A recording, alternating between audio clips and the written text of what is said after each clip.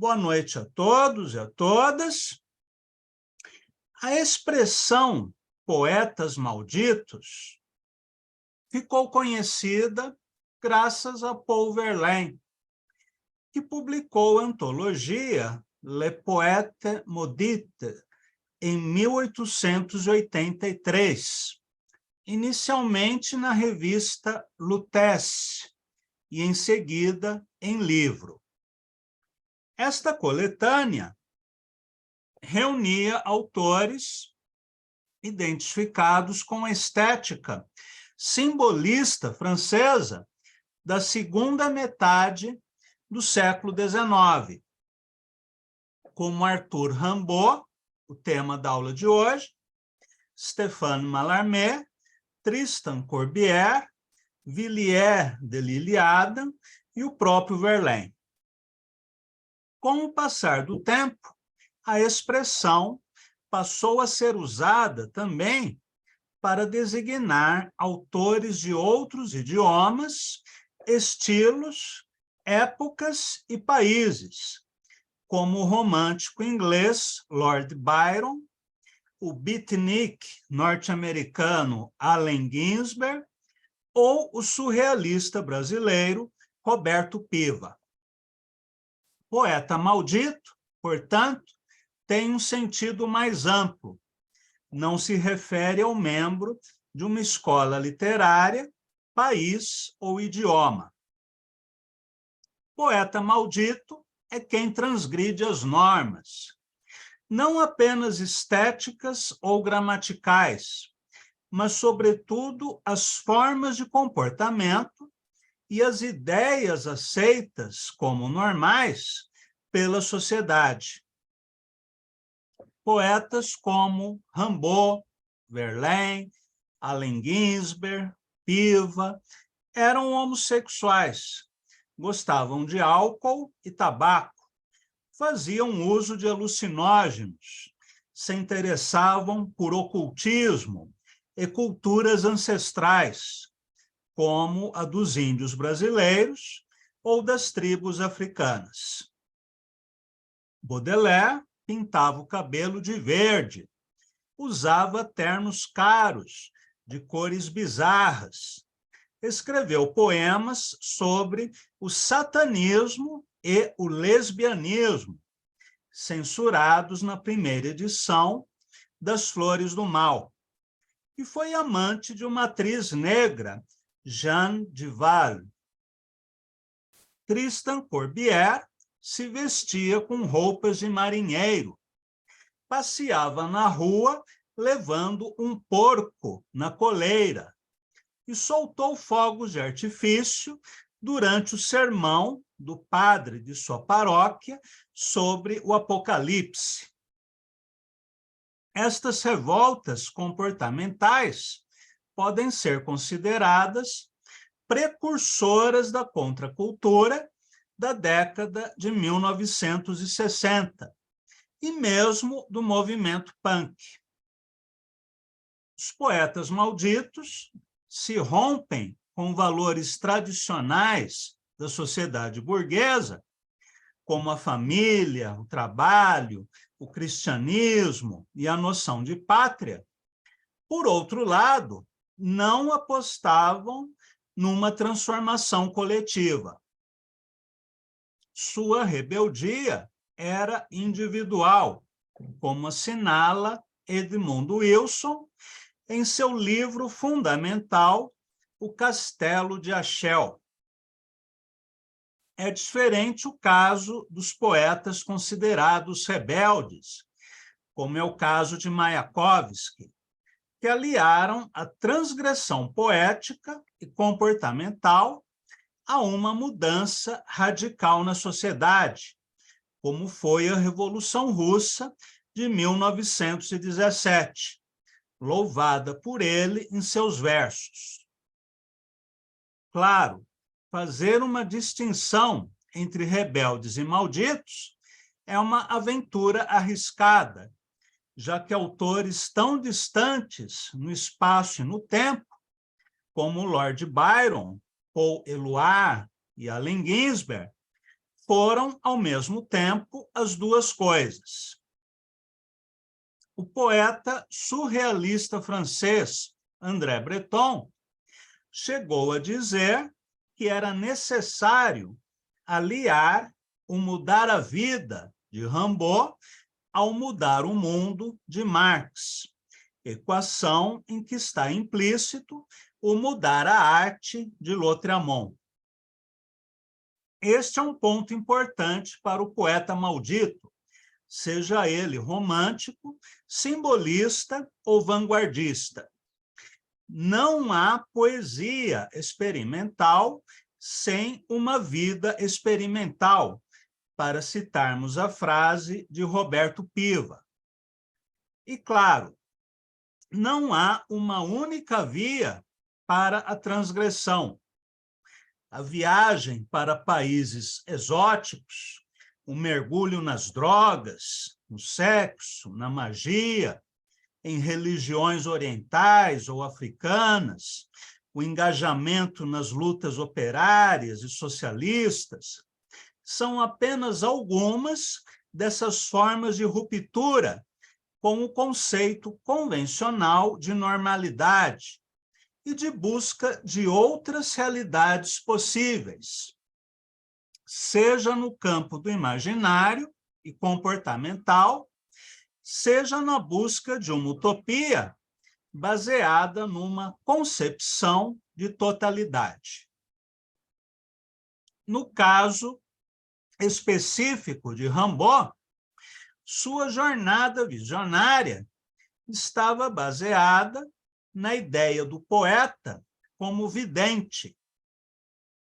Em sua célebre carta Lettre au Voyant, ou Carta ao Vidente, ou Carta do Vidente, o autor francês afirma que o poeta se torna vidente pelo desregramento razoável de todos os sentidos, a ampliação das formas de percepção,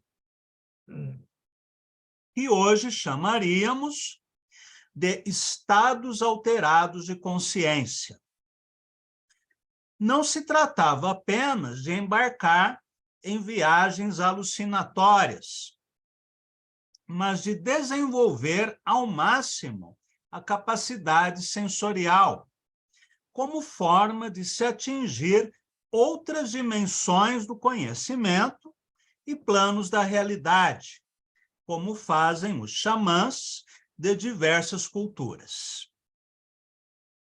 Arthur Rimbaud nasceu em 1854, em Charleville, no interior da França, filho de um capitão de infantaria e de uma mulher de origem camponesa e de gênio autoritário. Já no colégio, escreve os seus primeiros poemas, que chamariam a atenção de seu professor Isambard. Toda a sua produção poética foi escrita num curto período entre os 13 e os 19 anos de idade. Em agosto de 1870, com apenas 16 anos, foge de casa e vai a Paris para assistir à queda de Napoleão III, mas logo é obrigado a voltar para casa, por ser menor de idade.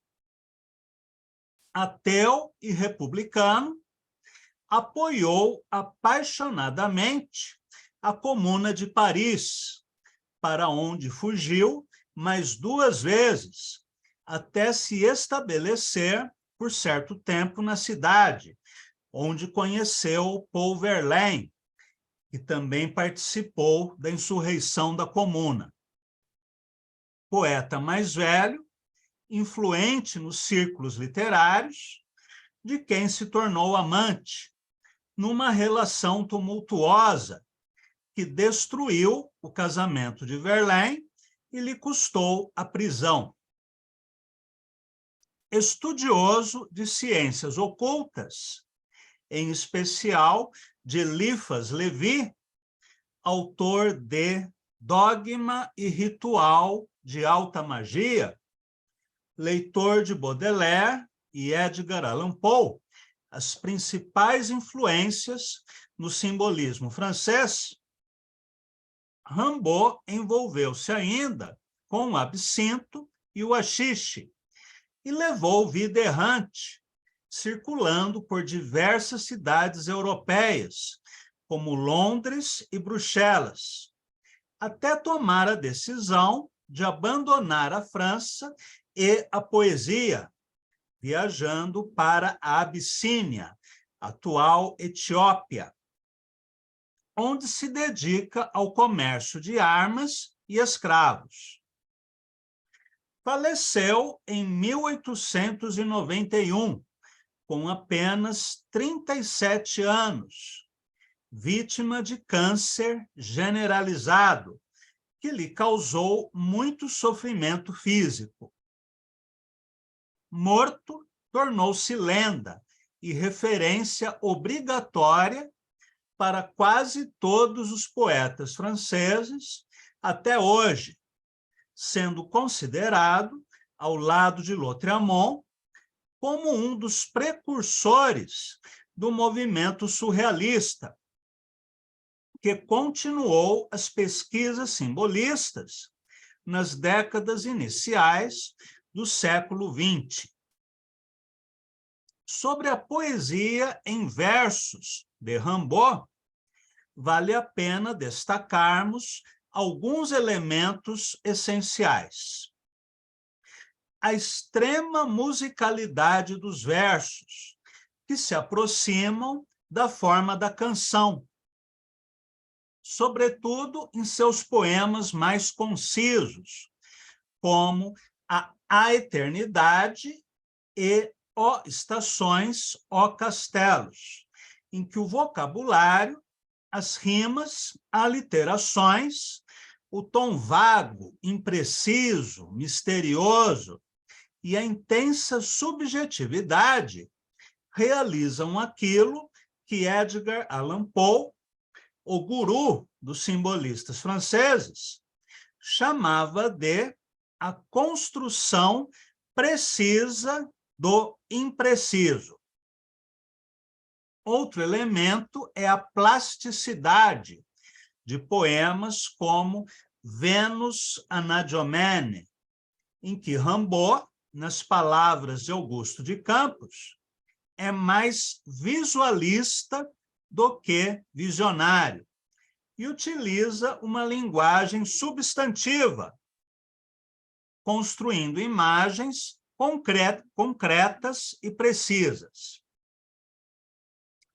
Rimbaud faz o uso expressivo da sinestesia, ou seja, a relação alterada entre as sensações e os órgãos dos sentidos, de modo a construir imagens inusitadas, que apontam para uma sensibilidade particular, capaz de ouvir a música das flores ou o cheiro de uma música, como acontece no conhecido Soneto das Vogais.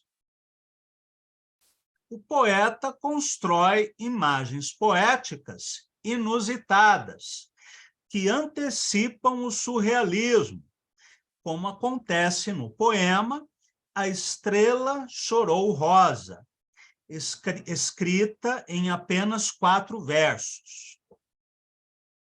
Rimbaud faz uso do humor, da linguagem coloquial, de imagens prosaicas ou cotidianas, como acontece nos poemas O Cabaré Verde e Minha Boemia.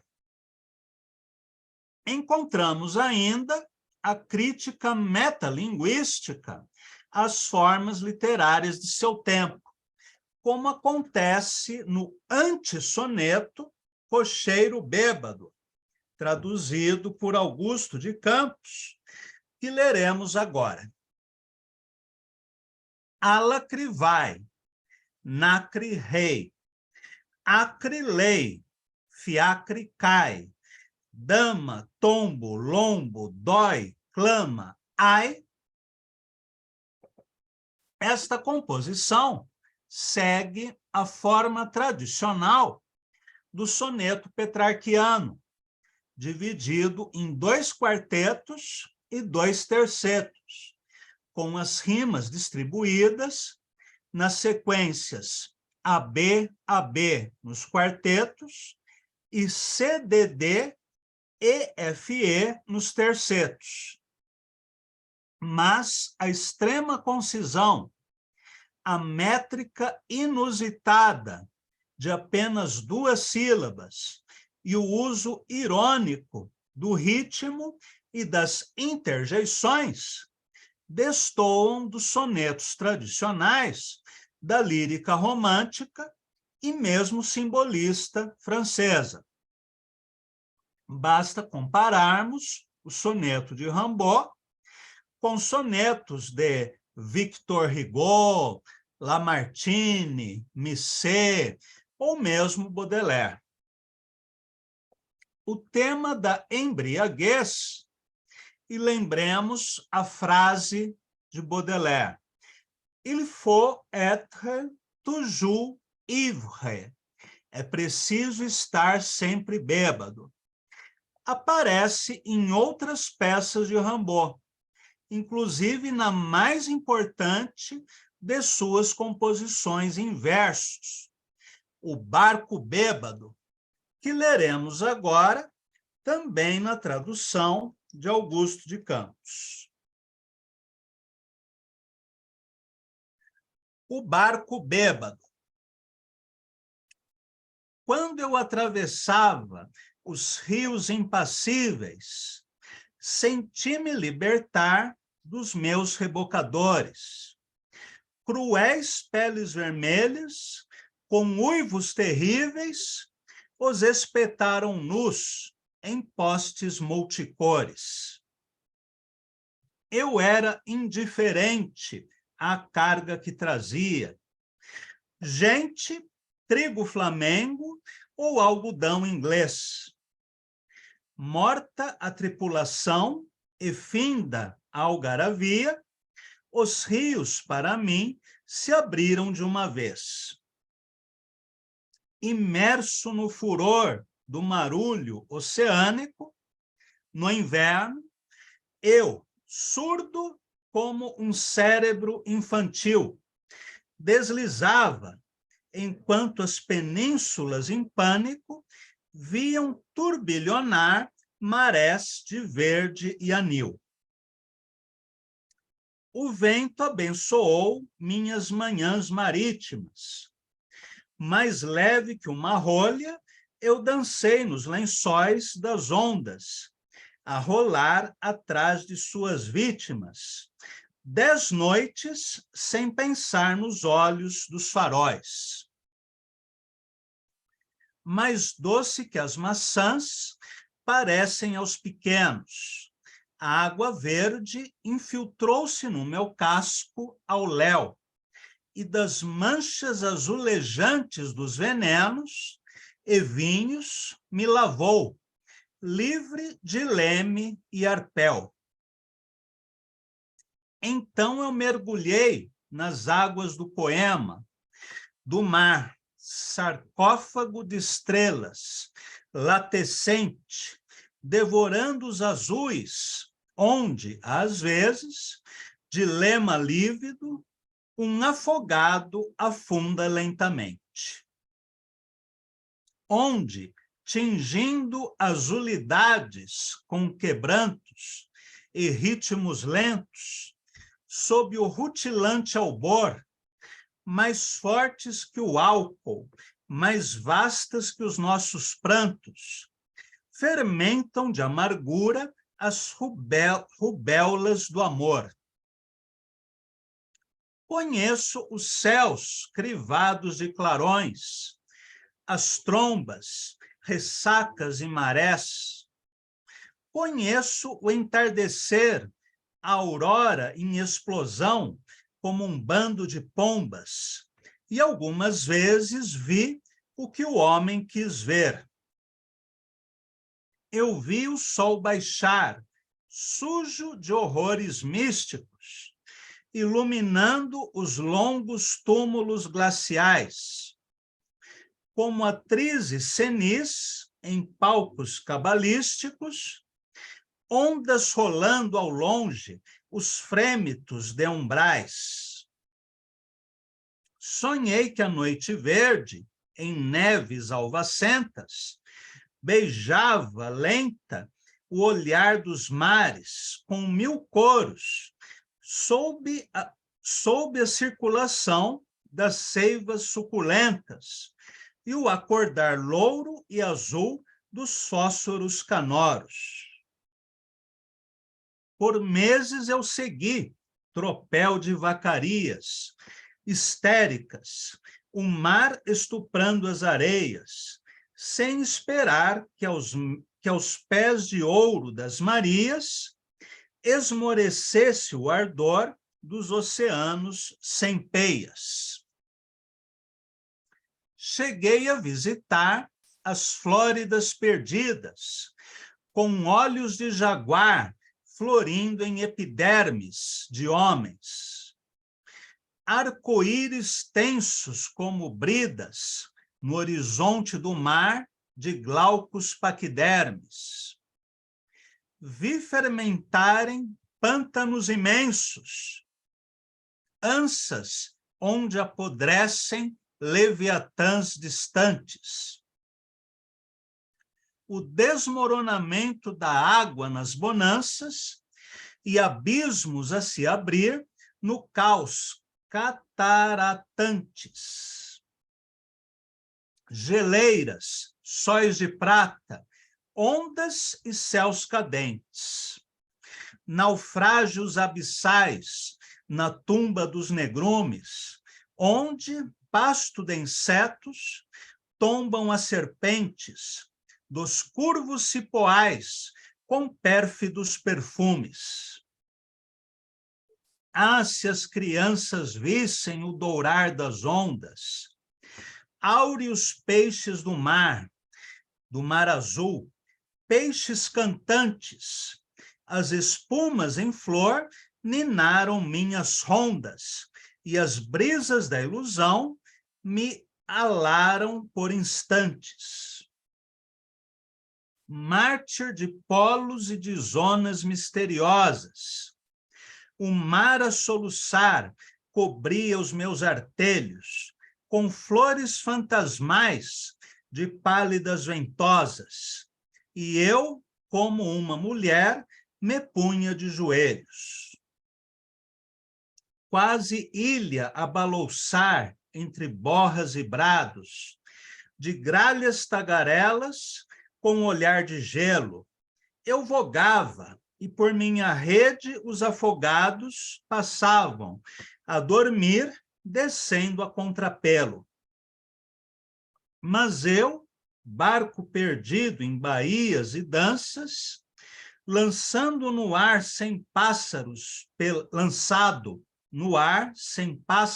pela torrente, de quem os monitores e os arpões das ranças não teriam pescado o casco de água ardente. Livre, fumando em meio às virações inquietas, eu que furava o céu violáceo como um muro, que mancham a cepipe raro aos bons poetas, líquens de sol e vômitos de azul escuro. Prancha louca a correr com lúnulas e faíscas, e hipocampos de breu, numa escolta de espuma, quando os sóis estivais estilhaçam em riscas o céu ultramarino e seus funis de bruma. Eu que tremia ouvindo ao longe a estertorar o cio dos berremotes e dos maestrons febris, fiandeiro sem fim dos marasmos do mar, anseio pela Europa e os velhos peitoris. Eu vi os arquipélagos astrais e as ilhas que o delírio dos céus desvela ao viajor. É nas noites sem cor que te esqueces, e te ilhas, milhão de aves de ouro, ó futuro vigor. Sim, chorar eu chorei. São mornas as auroras. Toda lua é cruel e todo sol engano. O amargo amor opiou de ócios minhas horas. Ah, que esta quilha rompa, ah, que me engula o oceano. Da Europa, a água que eu quero é só o charco negro e gelado, onde, ao crepúsculo violeta, um menino tristonho arremesse o seu barco, trêmulo como a asa de uma borboleta. No meu torpor, não posso, ó vagas, as esteiras ultrapassar das naves cheias de algodões, nem vencer a altivez das velas e bandeiras, nem navegar sob o olho turvo dos pondões. Muito bem. Este poema é maravilhoso, né? Melhor que uma viagem de ácido lisérgico. O Barco Bêbado, poema cujo título é uma prosopopeia, pois atribui uma qualidade humana, qualidade ou defeito, aí fica por conta de cada um. A um objeto inanimado é construído em 25 quartetos, totalizando 100 versos, com métrica de 12 sílabas, e as rimas divididas em AB, AB. As paisagens oníricas sugerem um estado alucinatório. O próprio poeta faz alusão aos entorpecentes, em linhas como o amargo amor opiou de ócios minhas horas. Mas essas fantasias mesclam-se a passagens realistas, como lemos nos versos: eu era indiferente à carga que trazia. Gente, trigo flamengo ou algodão inglês, que faz alusão ao comércio de escravos, a uma atividade que seria exercida pelo próprio Rimbaud, e de produtos rentáveis na época, como o algodão e o trigo. A alusão aos cruéis peles vermelhas, por sua vez, reproduz o preconceito colonialista das elites europeias. A utopia de uma eterna viagem e o contato com civilizações distantes, por outro lado, remete à lírica de Baudelaire, assim como o forte cromatismo o aproxima da pintura impressionista, da qual foi contemporâneo, como lemos nessas linhas. A água verde infiltrou-se no meu casco ao léu, e das manchas azulejantes dos venenos e vinhos me lavou, livre de leme e arpel. E ainda em sonhei que a noite verde, em neves alvacentas, beijava, lenta, o olhar dos mares com 1000 cores, com 1000 coros, sendo que, neste último exemplo, a visualidade mistura-se aos efeitos sensoriais da sinestesia. Outras imagens poéticas parecem prenunciar o surrealismo, como os versos com olhos de jaguar florindo em epidermes e líquens de sol e vômitos de azul escuro. Há também o uso da hipérbole, figura de linguagem que aumenta ou diminui as proporções de alguma coisa para além de seu estado normal. Como lemos em um menino tristonho arremesse o seu barco, trêmulo como a asa de uma borboleta. Bem, o ritmo regular da composição, garantido pela acentuação tônica do alexandrino, na sexta e na 12ª sílabas. Soma-se ao uso frequente das aliterações e assonâncias, que sugerem, na própria musicalidade do poema, os movimentos do navio. O barco bêbado consegue, desse modo, mesclar efeitos plásticos e sonoros em uma sucessão de quadros perturbadores que causam forte impressão sensorial nos leitores. É talvez o poema mais ambicioso de Rimbaud e talvez um dos maiores poemas da língua francesa.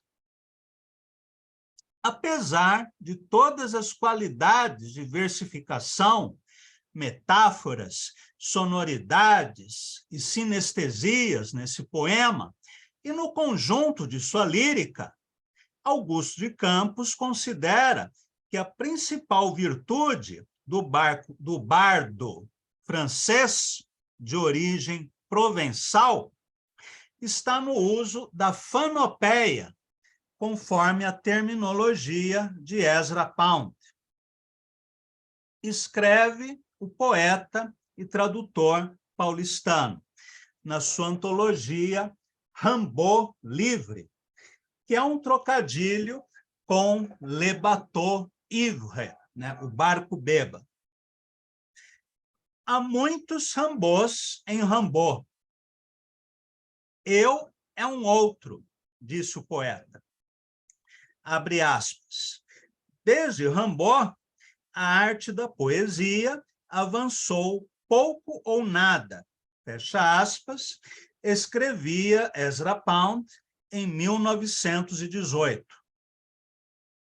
Mas o Rimbaud que interessava a Pound não era o poeta vidente, como o queria o próprio Rimbaud. Je dis qu'il faut être voyant, se faire voyant. Eu digo que é preciso ser vidente, se fazer vidente. Muito menos o místico em estado selvagem, reivindicado por Paul Claudel. O Rimbaud de Pound era não o visionário, mas o visualista, o fanopaico das imagens concretas e precisas. O Rimbaud, abre aspas, quase sinônimo de Catulo, fecha aspas. Esta é uma citação de Pound. Nesse Rimbaud, o imagista Pound via qualidade e solidez catulianas, clareza de expressão, objetividade, traços que a legenda do Voyant obscurecera, mas que, até certo ponto, haviam sido já detectados por Verlaine, quando afirmara, no livro Poetas Malditos, sobre a poesia de Rimbaud, dois pontos aspas. A língua é clara e se mantém límpida, mesmo quando a ideia se turva ou o sentido se torna obscuro. Fecha aspas. Traços, porém, nunca antes privilegiados com tanta ênfase. Poemas como Vênus Anadyomene, O Cabaret Vert, Comédie un trois baisers, les chercheuses de poux, Romain, les assis, são os que Pound prefere. Chegou a traduzir os 4 primeiros.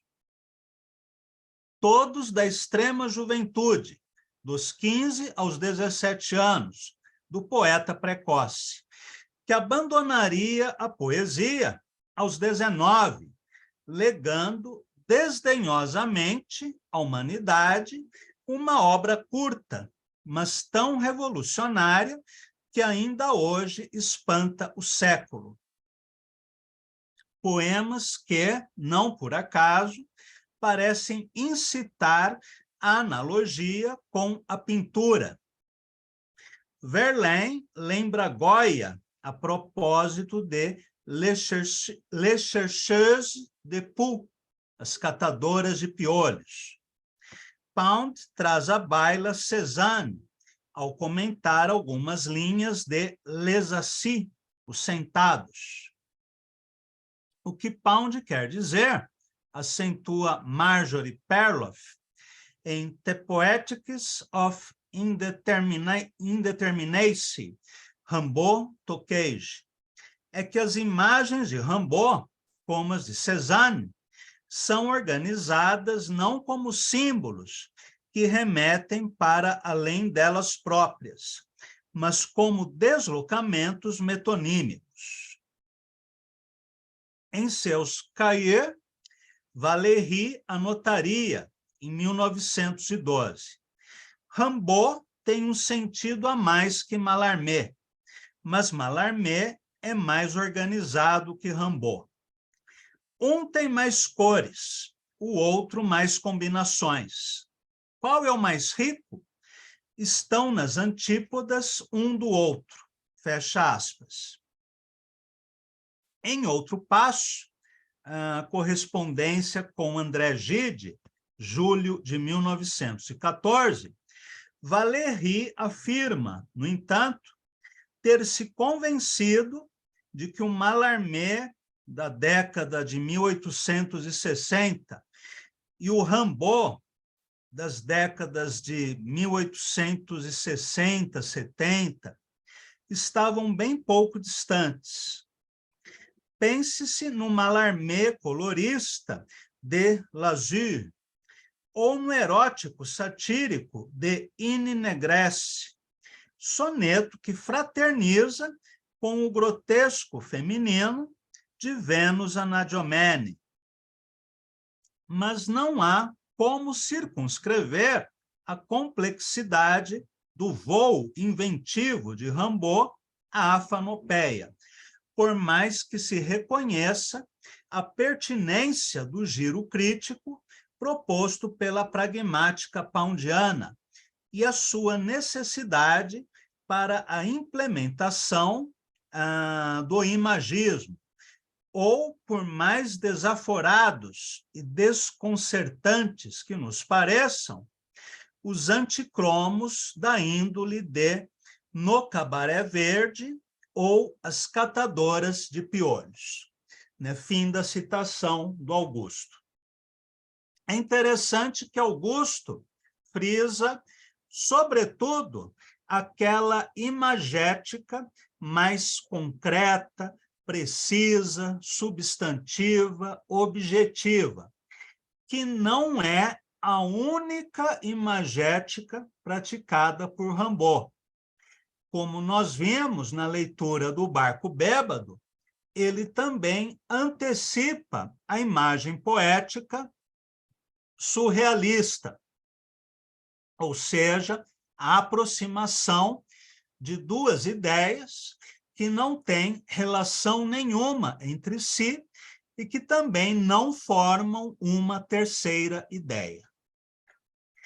Bem, no Barco Bêbado, nós vimos esse Rimbaud mais surrealizante, ou pré-surrealista. Vamos agora ler um poema, no Cabaré Verde, citado por Augusto de Campos, em que a imagética é mais precisa e a temática é mais prosaica, mais cotidiana, além do uso de uma linguagem próxima ao coloquial. Eu vou ler uma tradução de minha autoria. No Cabaré Verde, às 5 horas da tarde. Depois de 8 dias, larguei as botinas pelo caminho. Eu entrei em Charleroi, no Cabaré Verde. Pedi torradas finas, manteiga e presunto, que é frio o lugar. Feliz, estiquei as pernas sob a mesa verde e contemplei os toscos motivos da tapeçaria. E foi uma beleza quando a vi, enormes tetas, olhos vivos. É ela, não é um beijo que a apavora. Risonha trouxe a refeição na hora. O presunto tostado num belo prato, o presunto róseo e branco perfumado pelo alho, e encheu-me o copo ávido de espuma, brilhante como um raio de sol. Este é um Rimbaud que está mais próximo daquela vertente coloquial, irônica, ou chulo-satírica do simbolismo, conforme Edmundo Wilson, ou seja, aquela tendência a qual pertencem Jules Laforgue e Tristan Corbière. Há vários poemas de Rimbaud que poderiam se enquadrar nessa tendência, pela coloquialidade, né, pelo humor, pelo prosaísmo, pelo sensualismo e também por mais liberdades formais. Jules Laforgue é o inventor de um verso pré-livre, que não segue à risca as normas de metrificação. Muito bem. Por hoje, ficamos por aqui, e nas próximas 2 aulas estudaremos mais um pouco de Rimbaud. Na semana que vem, leremos mais alguns poemas escritos em verso. E na semana seguinte, estudaremos os poemas em prosa de Rimbaud. Agradeço a todos e a todas, e até o nosso próximo encontro.